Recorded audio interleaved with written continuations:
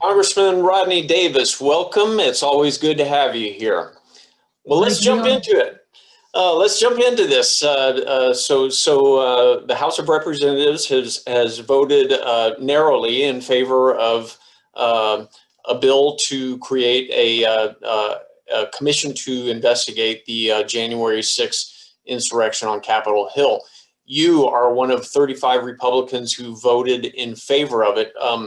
I guess another Illinois Republican, Congressman Adam Kinzinger, has made clear for a long time where he stands on it. I guess you might be a bit more of a surprise. So can you walk us through your thinking on this? Well, I don't think I'm a surprise at all. I introduced a bill to create a commission that was basically incorporated into this agreement. I introduced that bill along with Homeland Security Committee Ranking Member John Katko and Oversight and Government Reform Committee Ranking Member Jamie Comer back in January. We had numerous sponsors and co-sponsors of this bill, and I thought it was the right step. And frankly, it's the most bipartisan way we can get to what went wrong on, the days leading up to January 6th and on January 6th. This isn't just about, one party or the other. We've got to bring everybody together to find out why decisions were made and frankly, why decisions weren't made leading up to the 6th.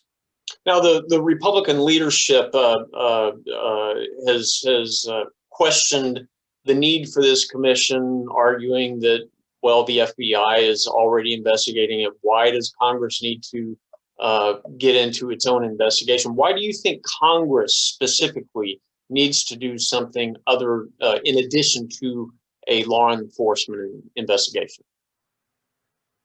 Well, keep in mind, this commission, if enacted, would be outside of Congress. It would be people made up of folks who are not members of Congress, which I actually support, similar to the 9/11 Commission, where you had a deep dive that put politics aside and got to the root causes of what happened and what we could do to make sure it never happened again.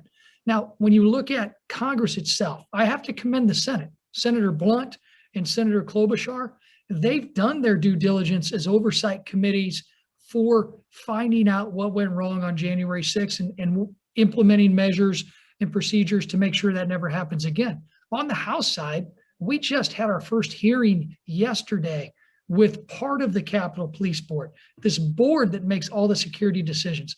Many of your viewers and readers, they don't know that the Capitol Police Chief does not have the authority to actually make security posture decisions on Capitol Hill. It's the Capitol Police Board, 2 political appointees and the architect of the Capitol. That board needs reform.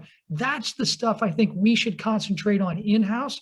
Let's let the professionals who aren't involved in politics, who aren't involved in Congress, work on the commission. That's why I introduced the bill back in January. That's why I supported the legislation that made some minor changes to that yesterday.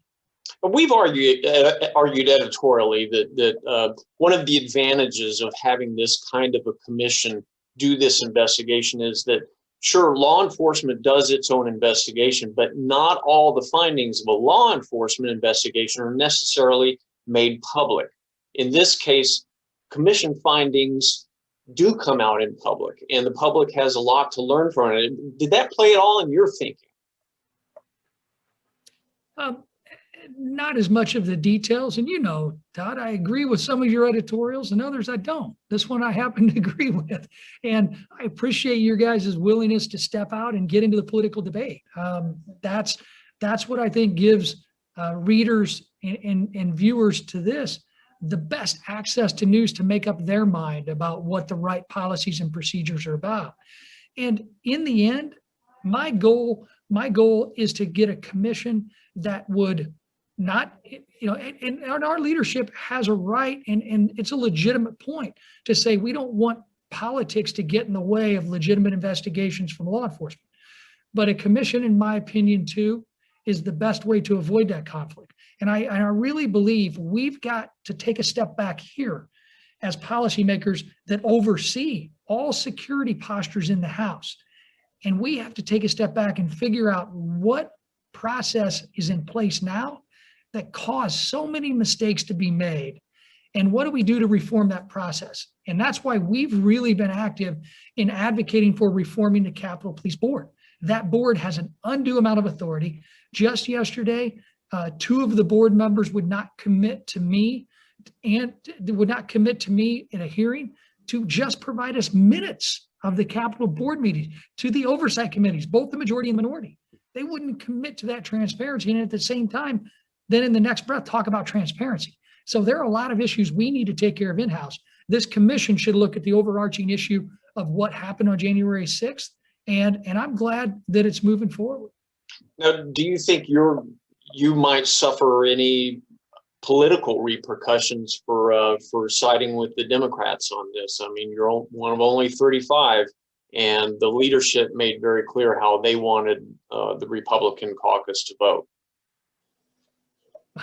I'm starting my 5th term right now, and I haven't ever been known to be one to shy away from tough votes. So 35 votes is a lot more votes sometimes than what I've taken against our leadership's wishes. This is what I in my opinion, I came to Congress to do, which is to vote my conscience and vote the conscience of my constituents. I've got a 50-50 district, and I make a decision, somebody's not going to be happy, but I have to be able to go and explain why I cast that vote, why I think it's good, not just for my district, but for the country. And I'm very comfortable arguing my past involvement with creating the bill to create a similar commission, that bill being taken into consideration in these negotiations by Congressman Katko and Congressman Thompson.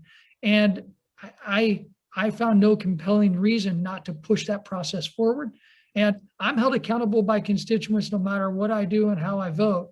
And that's why we have elections. Now, you mentioned earlier Senator Roy Blunt from Missouri. He's not running for re-election in 2022. He's got nothing to lose. How would you recommend he vote on this, since it's now going to the Senate for consideration? Look, I would have liked everybody to vote like me. I think when you look at Senator Blunt, again, he and Senator Klobuchar have been doing what Chairperson Zoe Lofgren and I should have been doing in the House already, getting to the bottom of what went wrong before and on January 6th on the Capitol complex. And they've been doing that work. So, for them, they're going to be in a different position than what we were in the House. I'm very frustrated by the lack of bipartisanship. I'm very frustrated by the lack of transparency on the House side. And it's really an overarching problem here, Todd. The American people have to be confident that we're working together to make sure January 6th doesn't ever happen again. It sent a message to our foreign adversaries throughout the world of how you take down a branch of government. And we've got to come together as Republicans and Democrats to make sure that that message is never sent again. We've got to do better here, but we cannot have what we currently have. We have a different security posture just on the north side of the Capitol where the Senate is versus the south side of the Capitol where the House is. Similar with COVID response. The American people are fed up with this just complete insanity and lack of consistency when it comes to security and healthcare responses just between the north and south side of the Capitol. Keep in mind, security doesn't change when you walk magically through the rotunda from one side to the other. But the way that it's been operated here, that's what happens. All you have to do is look back to March 4th. March 4th, remember, there was supposed intelligence that was going to see thousands of people come attack the Capitol again. Well, we were rushed out of town the night before on the House side. Everybody was told to go home. And I ironically had a meeting in the Oval Office that day on March 4th with the president, the vice president, and the Secretary of Transportation. So I stuck around to do that meeting. The same day, the Senate, that was, the same building was supposed to be under attack. The Senate was voting. So much so that Vice President Harris was asked to come break a tie while she was meeting with us. She left early. So that's what the American people see. They see this constant incongruent reaction to things as important as security. And you wonder why everything becomes so politicized. It's because the professionals here aren't allowed to do their jobs and the politics gets in the way. And there's no better example than that day, the day leading up to March 4th, where there was such a different reaction to the same intelligence. But it sounds to me like you're calling out your own party on this. I mean, can we be blunt? Is that what you're saying? Well, right now, what I talked about on March 4th was completely the Democrats. That was Speaker Pelosi making that decision, laying out the so-called intelligence that no data backed up. I mean, if thousands of people were going to come in a COVID environment, you would see an increase in traffic in DC. You would see in terms of the January 6th commission. January 6th, yeah, I voted against the majority of my party. I'm not calling anybody out individually. I'll let them vote their district, vote their conscience, vote their viewpoints. But I easily cast my vote in favor of this because it included so many things I pushed for in the bill that I introduced back in January. And just finally, I mean, you're prepared for this to be a warts and all investigation. If it points to some kind of communication that's been alleged between some members of Congress and the rioters, or if it points to some kind of wrongdoing by President Trump, you're prepared for all that to come out in the report. I'm prepared for information to come out about the lack of preparation and the importance of optics over security posture coming from the Democrats and the Speaker of the House too. Those are things and questions that this commission could answer because it's an even commission. It takes consensus subpoena power. That's what a commission can do.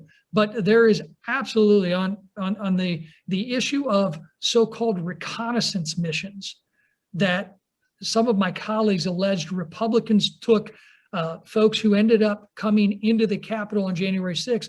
It was alleged that they took these people on tours of the Capitol the day before.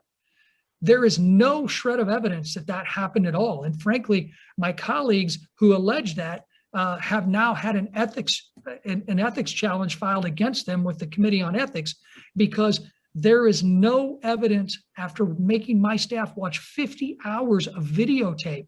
There is no evidence a single member of Congress, Republican or Democrat, took anybody through that Capitol the day before that who was someone who breached the Capitol the next day. And it's things like that, and it's messages like that that go out and then become fact, and it's not true. So yes, the commission should look into allegations like that.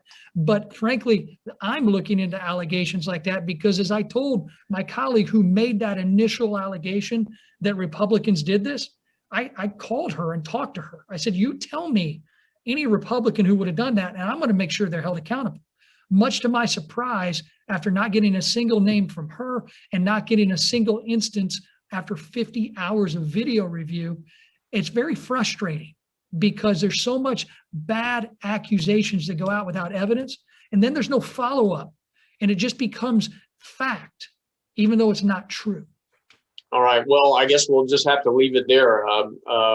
Thank you very much, Congressman Rodney Davis. Always a pleasure. Hey, you too, Todd. Thanks for having me on, buddy.